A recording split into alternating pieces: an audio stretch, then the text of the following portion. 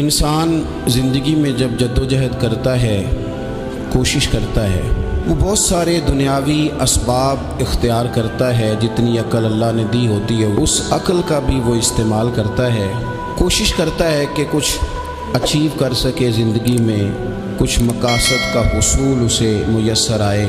عزیز بھائیوں، ایک بات اپنے ذہن میں اچھی طرح بٹھا لیں اور لکھ لیں کہ زندگی میں جو کسی بندے کو کامیابی حاصل ہوتی ہے وہ رب تعالیٰ کی مدد سے حاصل ہوتی ہے۔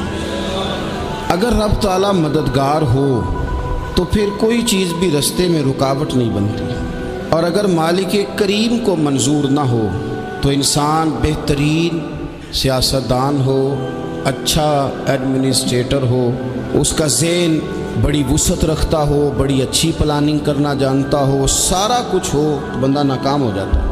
مسلمانوں کو جتنی کامیابیاں ملی ان کا پس منظر صرف اتنا تھا کہ اللہ تبارک و تعالیٰ نے اپنے بندوں کی مدد فرمائی، اور اب تعالیٰ نے قرآن مجید میں اس حقیقت کا بیان کیا، فرمایا بل اللہ مولاکم، فرمایا بلکہ اللہ تمہارا مولا ہے، وَهُوَ خَيْرُ النَّاصِرِينَ، اور وہ بہترین مددگار ہے۔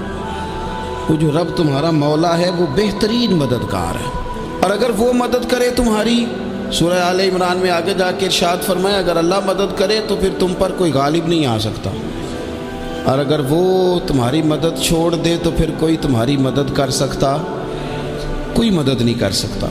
بدر کی جنگ بھی اور فتح مکہ بھی رمضان المبارک میں ہوا ہے۔ میں دونوں پر غور کر رہا تھا تو ایک نیا مضمون میرے ذہن میں آنے لگا۔ بدر کی جو جنگ ہے اس میں بھی ایک عجیب انقلاب آیا ہے کہ 313 نے 1000 سے مقابلہ کیا، اور جن 1000 سے مقابلہ کیا وہ اسلحے سے لیس تھے، اور یہ جو 313 ہیں ان کے پاس 6 زرہیں، 8 تلواریں، چند گھوڑے، لیکن اللہ نے کامیابی دی تو خود رب نے بیان کیا کس طرح دی، فرمایا وَلَقَدْ نَصَرَكُمُ اللَّهُ بِبَدْرٍ وَأَنْتُمْ أَذِلَّةٌ۔ وہ کامیابی اس طرح ملی ہے کہ رب نے تمہاری مدد کی تھی، تم تو کمزور تھے، اللہ نے بدر میں تمہاری مدد کی، تم جیت گئے۔ وَلَقَدْ نَصَرَكُمُ اللَّهُ بِبَدْرٍ وَأَنْتُمْ أَذِلَّةٌ، اللہ نے بدر میں تمہاری مدد کی، تم تو کمزور تھے۔ پھر فتح مکہ نصیب ہوئی تو اس میں بھی بہترین منصوبہ بندی نبی پاک علیہ السلام نے فرمائی، بہترین حکمت عملی حضور نے اپنائی، لیکن ہمیں جو اللہ رسول نے بات سمجھائی وہ کیا ہے؟ اذا جاء نصر اللہ والفتح، فرمایا جب اللہ کی مدد آئی اور فتح نصیب ہو گئی۔ یہ اللہ نے مدد فرمائی تمہاری، یہاں بھی فتح مکہ بھی اللہ کی مدد سے، جنگ بدر بھی اللہ کی مدد سے۔ وہ جو مدد ہے اللہ تعالیٰ کی، جب وہ ہم یہ کرتے ہیں کہ ہم اپنی ساری زندگی سیاست کی نظر کر دیں، ہماری سیاست صرف ملک میں نہیں ہوتی، ہماری سیاست خاندان میں بھی ہوتی ہے، ہم گھر کے اندر بھی سیاست کرتے ہیں، ہم کسی خاص طریقے سے لوگوں کو اپنے پیچھے چلانا چاہتے ہیں، ہم ایک خاص اسلوب اختیار کرتے ہیں کہ لوگ ہمارے پیچھے چلیں۔ اس کا نقصان ہمیں یہ ہوتا ہے کہ سیاست جو ہوتی ہے یہ شطرنج کے ہیر پھیر کی طرح ہوتی ہے، تو اس کے راز بڑی جلدی کھلنے لگ جاتے ہیں، پتہ چل جاتا ہے کہ بندہ مخلص نہیں تھا، سیاست کر رہا تھا، طریقے سلیقے سے اس نے جوڑ کے رکھا ہوا تھا۔ ہم ہر جگہ سیاست کے بل بوتے پر چیزوں کو لے کے چلنا چاہتے ہیں، سیاستیں ناکام ہو جاتی ہیں، سیانے لوگ فیل ہو جاتے ہیں، بچتا صرف وہی ہے جس کے پیچھے رب تعالیٰ کی مدد شامل حال ہوتی ہے۔ اپنی زندگی کے اندر ہم جو کچھ بھی کر رہے ہیں، جس شعبے سے بھی ہمارا تعلق ہے، آج ہم نے اس بات پہ غور کرنا ہے کہ پہلے تو یہ غور کر لیں کہ جو کام ہم کر رہے ہیں کیا وہ کام ایسا ہے کہ اس میں اللہ کی مدد ہمیں ملے گی؟ اگر آپ کوئی معاذ اللہ ناجائز کام کر رہے ہیں، فعل حرام کا ارتکاب کر رہے ہیں، تو اس میں تو مدد الہی آئے گی نہیں۔ پہلے تو یہ دیکھیں جو کر رہے ہیں وہ کام مدد الہی والا ہے، اور اگر اللہ تعالیٰ کی مدد والا وہ کام ہے پھر اس پر غور کریں کہ کیا ہم نے مالک سے مدد کا سوال کیا ہے، ہمیں مدد میسر آ رہی ہے۔ وہ میں نے بزرگوں سے ایک بات سنی تھی، وہ بڑی یاد رہ گئی۔ وہ فرمایا کرتے تھے قابلیت بھی بڑی چیز ہے لیکن قبولیت سب سے بڑی چیز ہے۔ قابل ہونا بھی بڑی بات ہے لیکن زیادہ بڑی بات یہ ہے کہ اس کی بارگاہ میں قبول بھی ہے کہ نہیں۔ اپنی زندگی میں اللہ کی مدد کی طرف بڑھیں، مالک کی مدد کا حصول اختیار کرنے کی کوشش کریں، اللہ کے ساتھ اپنے آپ کو جوڑیں۔ اگر اللہ کی مدد نصیب ہو، یہ جو ہم جتنا ڈرتے رہتے ہیں، سہمے رہتے ہیں، پریشان رہتے ہیں کوئی کیا کر دے گا، ہمارے ہاں نا ہر شعبے میں معاذ اللہ ایک مافیا ہے، الا ماشاء اللہ۔ وہ مافیا کہتا ہے میرے ساتھ ملو گے تو میں چلنے دوں گا، ورنہ میں نہیں چلنے دوں گا، مارکیٹ میں آ ہی نہیں سکتا فلانا بندہ، کیونکہ یہاں ہمارا قبضہ ہے۔ اور میرے بھائی پھر بہت سارے لوگ جن کی نیتیں اور ارادے بڑے اچھے ہوتے ہیں شروع میں، وہ بھی اس مافیا کا شکار ہو جاتے ہیں اور ان کے رنگ میں رنگ جاتے ہیں۔ یاد رکھنا، کسی شخص کی بلیک میلنگ کا کبھی شکار نہ ہونا، کبھی کسی کی میٹھی اور مسجع مکفہ باتوں کا شکار نہ ہونا۔ کوئی کیا کر سکتا ہے اگر اللہ مددگار ہو تو؟ جس کو رب کریم اٹھانا چاہے اسے کوئی گرا سکتا ہے؟ ہم یہ ڈرے ڈرے سہمے پریشان فیصلہ کرنے کی طاقت نہیں، مجھے چلنا چاہیے کہ نہیں، اٹھنا چاہیے کہ نہیں، کرنا چاہیے، اٹھ باندھ کمر کیوں ڈرتا ہے؟ پھر دیکھ خدا کیا کرتا ہے۔ حضرت عبداللہ ابن عباس فرماتے ہیں میرے نبی پاک علیہ السلام نے میری تربیت فرمائی، حضور نے میری تربیت فرمائی، اور محبوب پاک علیہ السلام نے فرمایا عبداللہ یاد رکھنا، یہ نوجوان دوست میری بات لکھ لیں، پریشان لوگ میری بات لکھ لیں، جن کے پاس قوت فیصلہ نہیں وہ اس بات کو لکھ لیں۔ حضرت عبداللہ ابن عباس فرماتے ہیں میرے نبی پاک علیہ السلام نے مجھ سے فرمایا تھا عبداللہ سن، اگر ساری دنیا مل کے تیرا کوئی نفع کرنا چاہے کر نہیں سکتی جب تک میرے رب کی رضا نہ ہو، اور فرمایا ساری دنیا مل کے تیرا کچھ بگاڑنا چاہے تو عبداللہ بگاڑ نہیں سکتی جب تک رب کریم کی حکمت کا تقاضا نہ ہو۔ لوگوں سے ڈرنا، لوگوں کی طرف دیکھنا، ماحول دیکھ کے اپنے راہ کا تعین کرنا، ہر بندے کے خیالات کے مطابق ڈھلنے کی کوشش کرنا، فلانا نہ ناراض ہو جائے، فلانا نہ ناراض ہو جائے، وہ جس نے ہونا ہو جائے، بس رب رسول ناراض نہ ہو۔ اپنی زندگی میں اپنے مالک کو مولا جان کے، بل اللہ مولاکم، اللہ تمہارا مولا ہے، وَهُوَ خَيْرُ النَّاصِرِينَ، وہ بہترین مددگار ہے۔ توجہ جب بھی کریں رب کی جانب کریں، اپنے دل کا قبلہ درست رکھیں، سوچوں کے زاویے سیدھے رکھیں۔ میرے بھائی مالک جب بندوبست کر دے نا، جب مالک بندوبست کرتے پھر ایسا بندوبست کرتا ہے کہ لوگوں کے پاس نا چارہ نہیں رہتا۔ حضرت مریم رضی اللہ تعالی عنہا پاک باز تھیں، مسجد میں رہی تھیں، پر مالک کی حکمت کے تقاضے بڑے عجیب ہیں نا۔ پھر جناب مریم کو اللہ تعالیٰ نے بغیر شوہر کی اولاد عطا کر دی۔ یہ بات ہی ایسی تھی، وہ کسی نے کہا تھا کہ مخلوق تو فنکار ہے اس درجہ کے پل بھر میں سنگے در کعبہ سے بھی اصنام تراشے، تم کون ہو کیا چیز ہے داغ کبابی، لوگوں نے تو مریم پہ بھی الزام تراشے۔ تو لوگوں نے کہا کدھر سے لے آئی بچہ، تیرا باپ تو ایسا نہیں تھا، کہاں سے لے آئی؟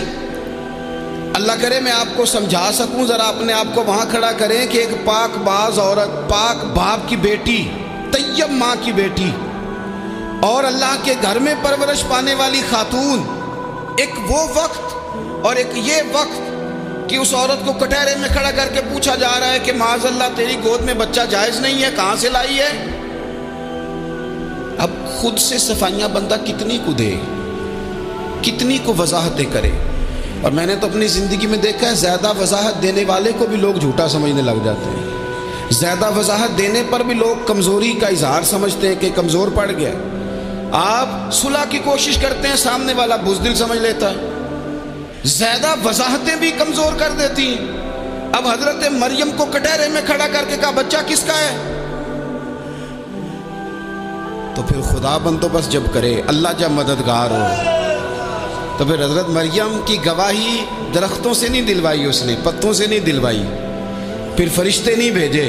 حضرت مریم کہنے لگی مجھ سے نہ پوچھو، وہ جو پنگوڑے میں ہے اسی سے پوچھ لو، ان سے پوچھو نا، وہ کون ہے پوچھ لو، ان سے کر لو سوال۔ انہوں نے کہا پنگوڑے میں چند دنوں کا بچہ، یہ جواب دے گا؟ مددگار تھا رب، ان کی برات کا اعلان کرنا تھا مالک نے، اور جب مالک اعلان کر دے، جب مالک تیری صفائی دینا چاہے، جب مالک تجھے دنیا کے سامنے نکھارنا چاہے، तो पंगूड़े में लेटे हजरत ईसा बोल के कहने लगे इन्नी अब्दुल्लाह आतानी अल किताबा, फरमाया मैं अल्लाह का बंदा हूँ, रब ने मुझे किताब अता करके नबी बना के दुनिया में भेजा है। मैं अल्लाह का बंदा हूँ, किताब लेके आया हूँ, नबी बन के आया। फिर पंगूड़े से ऐलान हो गया, फिर बच्चा बोल पड़ा। और ये एक दफ़ा नहीं बात हुई, ये बनी इसराइल में एक जुरैज नाम के शख्स भी थे जो नमाज पढ़ रहे थे। बाज़ ने लिखा है नफल नमाज थी, अम्मा ने पुकारा तो आए नहीं, तो माँ के मुंह से निकल गया तू इतनी देर तक मरेगा नहीं जब तक किसी बेहया औरत का मुंह ना देख ले। तो वो इबादत गुजार थे, लेकिन लोगों ने उनकी इबादत, रियाजत, परहेजगारी को नहीं देखा। बस एक औरत को भेज के इल्ज़ाम लगवा दिया। वो औरत आया जाया करती थी, अब आ जाती हैं औरतें, मसला पूछने की नीयत से भी आ जाती हैं। माहौल में कुछ जगह ऐसी भी हैं जहाँ औरतें दम कराने के बहाने आ जाती हैं। वो खातून आती जाती थी उस खानकाह पे, आस्ताने पे, ये बुखारी में मौजूद है। पर उसने कहा मेरी गोद में जो बच्चा है ये इन्हीं का है। मुझे बताएं कैसे बंदा वजाहत दे। हालात ख़राब हो गए, लोग कुटिया जलाने लगे, माहौल और तरह का बन गया। मेरे नबी पाक अलैहिस्सलाम फरमाते हैं फिर उस रब के बंदे ने कहा मालिक तू करीम है, तेरी मशीयत का तकाजा आया जो मेरी माँ ने जुमले बोले थे, पर अब मैं वजाहत देने के काबिल नहीं रहा। अब तू ही करम करेगा तो दरवाज़ा खुलेगा। तो वो चंद दिनों का बच्चा पंगूड़े में बोल के कहने लगा मैं इस दरवेश का नहीं, मैं तो फलाने चरवाहे का बच्चा हूँ, वो जो बकरियाँ चराता है। रब की मदद को पुकारें, अपने साथ अपने मालिक की मदद को शामिल करें, थोड़े रिस्क पर भी गुजारा अच्छा होने लग जाएगा। सारे लोग आपको गिराने की तदबीरें कर रहे होंगे और मालिक आपको इज्जतें अता फरमा देगा। उसकी बारगाह से हिकमत का तकाजा और हो जाएगा। हमने सारी ज़िंदगी लोगों को राज़ी करने में गुजार दी, सारी ज़िंदगी बुढ़ापा आ गया बच्चों को पालते, और बच्चों ने आखिरी उम्र में कह दिया अब्बा अगर कोई ढब का काम कर लेते तो आज हमारे दिन भी फिर न जाते। सारी ज़िंदगी गुजार दी बहन भाइयों को राज़ी करने में, सारी ज़िंदगी गुजार दी जिम्मेदारियां उठाने में। उनको 99 दफ़ा दिया, एक दफ़ा नहीं दिया तो उन्होंने कह दिया तूने तो कभी दिया ही नहीं, तू था ही नहीं। सारी ज़िंदगी मोहल्लेदारों, इलाके वालों को राज़ी करने में गुजार दी। और मैंने ऐसे लोग भी देखे दीन के लिए वक्त गुजारा, लेकिन जब बुढ़ापे में दांत काम ना करते थे तो वक्त के मुफ्तियों को भी मस्जिदों की कमेटियों ने कह दिया अब आपकी समझ नहीं आती, हमने ख़तीब को यौर रखना है। न देखो दुनिया की तरफ, दुनिया रुला देती है। न राज़ी करो बंदों को, बंदे थका देते हैं। न पीछे भागो हर वक्त दुनियादारों के, ये इंसान को कमज़ोर कर देते हैं। वो तो करीम ही बड़ा है। 2 आंसू ज़मीन पर बाद में गिरते हैं, बंदे के गुनाह सारे पहले माफ़ फरमा देता है। अल्लाह की मदद का हुसूल, अपने मालिक की मदद की तरफ बढ़ना। आपको बदर की जंग भी यही दरस देगी, आपको उहद का मैदान भी यही सबक देगा, फतेह मक्का भी यही सबक देगा। मेरे दोस्तों, जब रब मदद फरमाए, जब अल्लाह मददगार बने। दोस्तों से एक बात अक्सर करता हूँ, मैं कहता हूँ कि जितने दर्द से आप अमीर को अपनी कहानी सुनाते हैं ना, और जिस तरह आपके आंसू बात करने से पहले गिर जाते हैं कि गरीब हैं, बच्चियां हैं, कारोबार नहीं, ओ मेरे संगियों, इससे आधे आंसू अपने रब की बारगाह में बखेरो, उसके हुजूर अर्ज गुजार हो जाओ, उससे तलब करो। एक वक्त इंसान पर ज़िंदगी में ऐसा आता है कि उसे यूँ महसूस होता है कि मेरा साया भी तरह से पीछे हट गया है। उसे यूँ लगता है कि मैं किसी सहारे पे हाथ डालता हूँ तो वो भाग जाता है मुझसे। लेकिन मालिक की बारगाह ऐसी अजीम बारगाह है, रब रसूल के आस्ताने इतने बड़े हैं कि आप जब वहाँ कशकोले तलब दराज करते हैं तो झोली फैलाने में देर लगती है, उनको भरने में तो कोई देर नहीं लगती। हमने अपना सोच का किबला ही दुनिया को बना लिया है। ये जो अल्लाह वालों की मदद है ये तो है नहीं, अल्लाह ही की मदद है। लेकिन ये जो सेठों की तरफ तवज्जो करना, नवाबों की तरफ तवज्जो करना, दुनियादारों की तरफ तवज्जो करना और अपना मिजाज इस तरह का बना लेना, यारो गर्दन को झुका देता है खैरात का पत्थर, जहाँ में मांगने वालों के सर कभी ऊंचे नहीं होते। اور اقبال کہتے ہیں غیرت ہے بڑی چیز جہان تگ و دو میں، پہناتی ہے یہ فقر کو تاج سردارا۔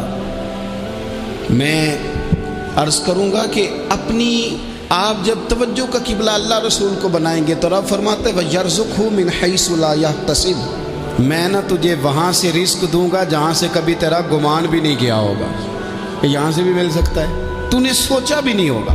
بخاری شریف میں حدیث ہے، حضرت جابر ابن عبداللہ فرماتے ہیں نبی پاک صلی اللہ علیہ وسلم نے 300 لوگوں کا ایک لشکر روانہ کیا کسی مہم کے لیے، کسی جہاد کے لیے۔ حضرت ابو عبیدہ بن جراح رضی اللہ تعالیٰ عنہ امیر لشکر تھے۔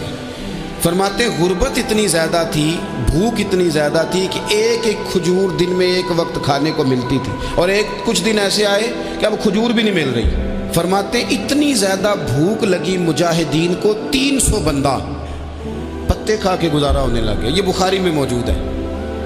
آپ فرماتے ہیں کہ دریا کے کنارے ہمارا پڑاؤ تھا، ٹھہراؤ تھا، جب بھوک سے نڈھال ہو گئے نا، وَيَرْزُقْهُ مِنْ حَيْثُ لَا يَحْتَسِبُ، اللہ وہاں سے روزی دیتا ہے، گمان بھی نہیں ہوتا۔ فرماتے ہیں ایک مچھلی اللہ تعالیٰ نے دریا کے کنارے بھیجی، فرماتے ہیں وہ تھی تو مچھلی پر پہاڑ جتنی تھی۔ بخاری میں لفظ ہیں، حضرت جابر ابن عبداللہ رضی اللہ تعالیٰ عنہ فرماتے ہیں 300 آدمی 18 دن تک اس مچھلی کو کھاتے رہے، مچھلی ختم ہی نہیں ہوئی۔ مچھلیاں نہیں، مچھلی کہتے ہیں 18 دن 300 بندہ کھاتا رہا، مچھلی ختم ہی نہیں ہوئی۔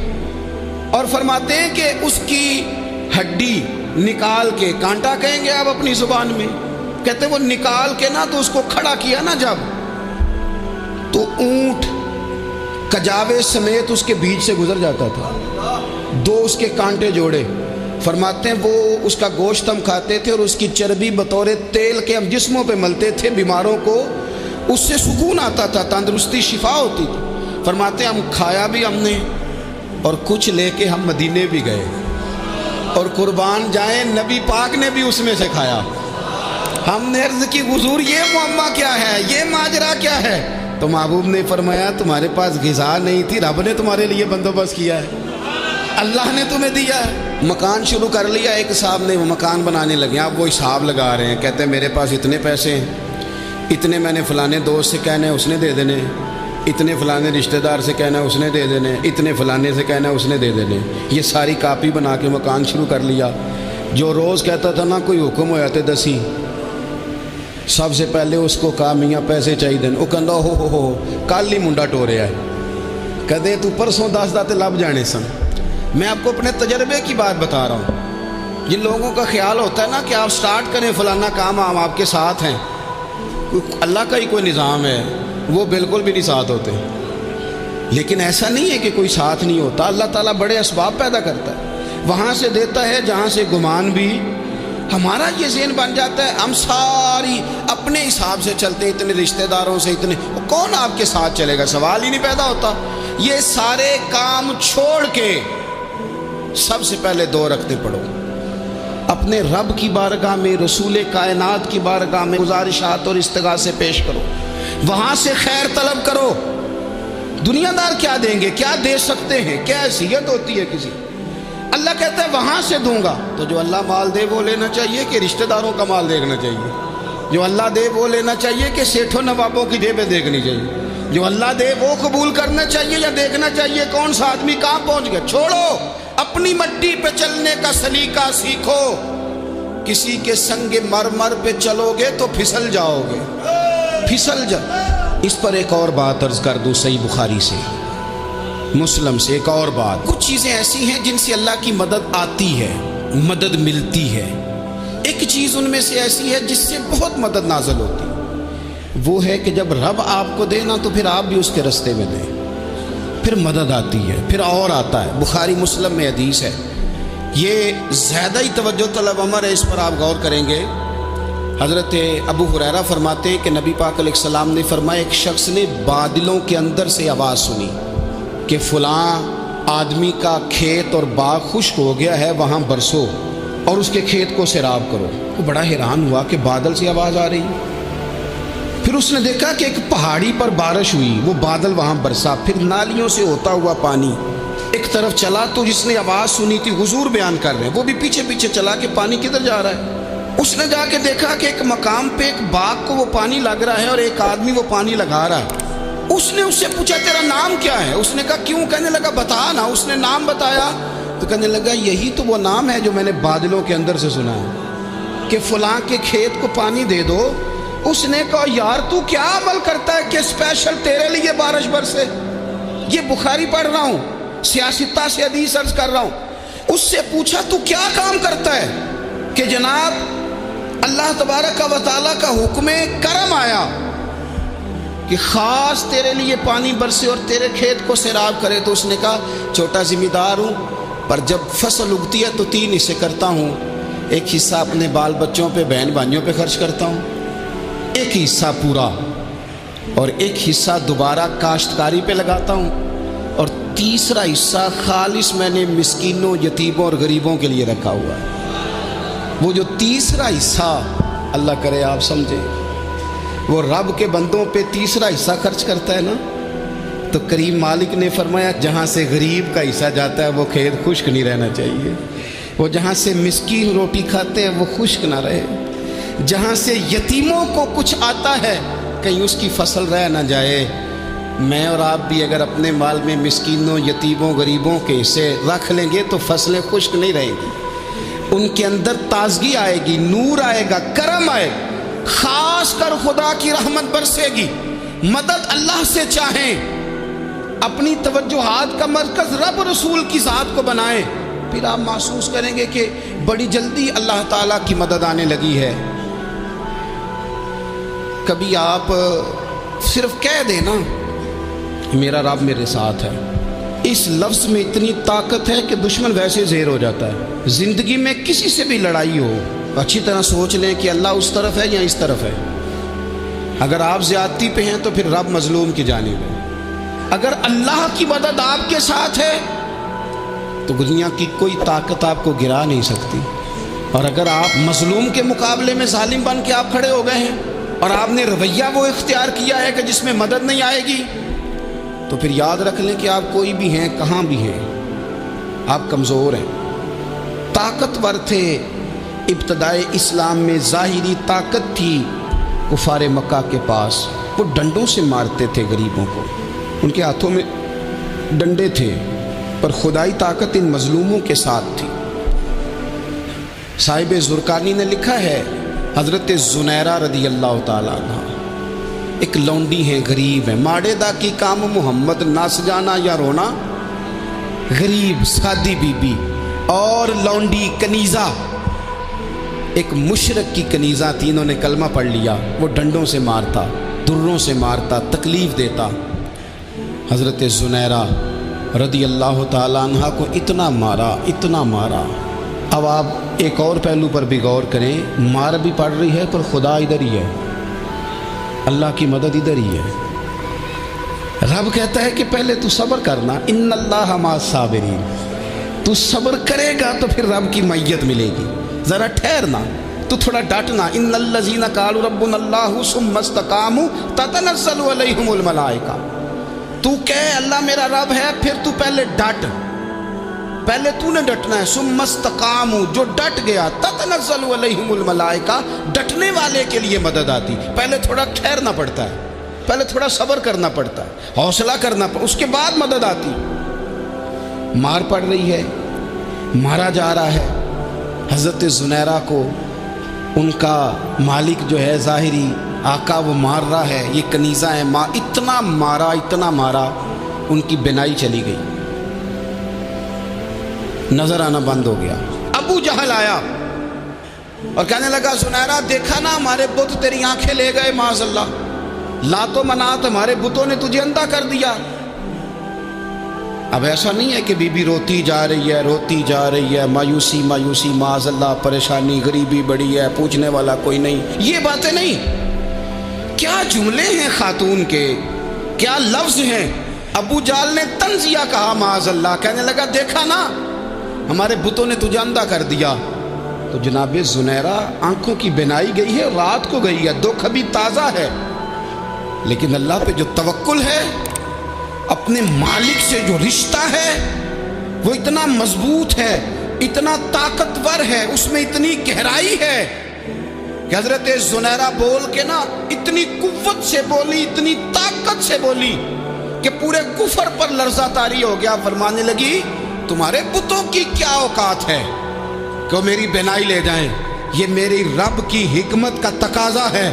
جب تک اس نے چاہا زنیرہ دیکھتی رہی، اور جب اس نے چاہا زنیرہ کی آنکھوں کی بینائی چلی گئی، اور اگر وہ چاہے گا نا تو بینائی واپس بھی کر دے گا۔ اگر ہو ذوق یقین پیدا تو کٹ جاتی ہیں زنجیریں، اگر وہ چاہے گا تو بینائی آ بھی جائے گی۔ حضرت زنیرہ نے رات کو یہ لفظ کہے، ابو جہل اور سارے کفار ڈر کے سن کے چلے گئے۔ آپ اطمینان سے آ کے بستر پہ سوئی، جب سویرے اٹھی تو اللہ نے آنکھوں کی روشنی واپس کر دی تھی۔ آنکھوں کی اب چھڑی پکڑی ہے، بازاروں میں گھومتی ہے، کہتی ہیں بلاؤ کدھر ہے تمہارے نعت و منات، دیکھو میرے رب نے روشنی واپس کر دی۔ آ کر میرے ساتھ ادھر آ، ستمگر ہنر آزمائیں، تو تیر آزما ہم جگر آزمائیں۔ بیمار لوگوں یاد رکھو، کہہ دیا ڈاکٹر نے کہ تو بڑا بیمار ہے، تو بڑا کمزور ہے، یہ ہو گیا وہ ہو گیا، تو ڈاکٹر اپنے علم کے مطابق بات کر رہا ہے، ہوگا تو وہ جو میرا رب چاہے گا۔ کمزور ہو جانا، پریشان ہو جانا، تکلیف میں آ جانا، پتہ نہیں بات ہو گئی ہے تو جانے کیا ہو جائے گا۔ اپنی زندگی کے اندر اپنے رب سے رشتہ مضبوط کریں، رسول کائنات سے رشتہ مضبوط کریں، اللہ والوں سے رشتہ مضبوط کریں۔ حضرت زنیرہ نے پیغام دیا کہ زندگی میں جو جینا چاہتے ہیں تو وہ رب کا نام لے کے جی سکتے ہیں، جو اپنی زندگی میں خوشیاں دیکھنا چاہتے ہیں تو رسول اللہ کے نام پر خوشیاں دیکھی جا سکتی ہیں۔ توکل کی بنیاد پر بندہ خوشیاں لے سکتا ہے، اور اگر انسان میں توکل نہیں ہے تو پھر وہ اس کالے جادو سے بھی ڈر رہا ہے، وہ نیلے سے بھی ڈر رہا ہے، وہ پیلے سے بھی ڈر رہا ہے، وہ فلانے سے بھی ڈر رہا ہے، وہ میرے خلاف فلانا رشتہ دار سازش کر رہا ہے تو ڈر رہا ہے، فلانا میرے بارے میں یہ کر رہا ہے تو ڈر رہا ہے، وہ پتہ نہیں دنیا ادھر ہو جائے گی تو کیا ہو جائے گا، اٹھ باندھ کمر کیوں ڈرتا ہے، پھر دیکھ خدا کیا کرتا ہے۔ تو اس ساری گفتگو کا نچوڑ آپ کو یہ عرض کیا ہے، سب سے پہلے تو یہ کہ میدانوں میں مدد بھی اللہ کی، رزق میں مدد بھی اللہ کی، فصلیں خشک ہوں تو مدد پھر بھی اللہ کرے، تو پھر ساری مدد، اور اگر انسان بیمار ہو تو پھر بھی مدد اللہ کی۔ تو اپنے اللہ کی جانب توجہ کو بڑھائیں، آپ اللہ سے مدد کے سوالی بنیں۔ ترمذی کی ایک حدیث ہے، میں آپ کو زندگی کا تجربہ بتاتا ہوں کہ جب میں بڑا پریشان ہوتا ہوں تو یہ والی روایت کھول لیتا ہوں، مزہ دیتی ہے۔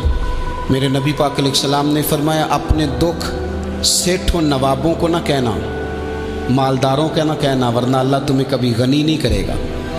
فرمایا اپنے دکھ اپنے رب کی بارگاہ میں عرض کرنا، جلدی کرے یا دیر سے کرے اللہ تمہیں لوگوں سے بے نیاز کر دے گا، اللہ تمہیں غنی کر دے گا۔ رات کو بیٹھو نا اس کی بارگاہ، اسے دکھڑے سناؤ، چھوٹی چھوٹی باتیں۔ حضور نے فرمایا نمک بھی مانگو تو رب سے مانگو، چھوٹی چھوٹی بات سے شروع کرو نا۔ جب بندہ شروع کرتا ہے نا چھوٹی چھوٹی چیزیں تو بڑی ساری چیزیں یہ اس طرح ہوتا ہے جیسے بندہ رب سے گفتگو کر رہا ہے، مالک مجھے یہ چاہیے، مالک میں یہاں کمزور ہوں، اللہ میں یہاں پریشان ہوں۔ آپ یہ کر کے تو دیکھیں، لمبی لمبی دعائیں مانگ کے تو دیکھیں، اس کے حضور جوڑ کے تو دیکھیں، آپ دیکھیں گے راحت کتنی ہے، سکون کتنا ہے۔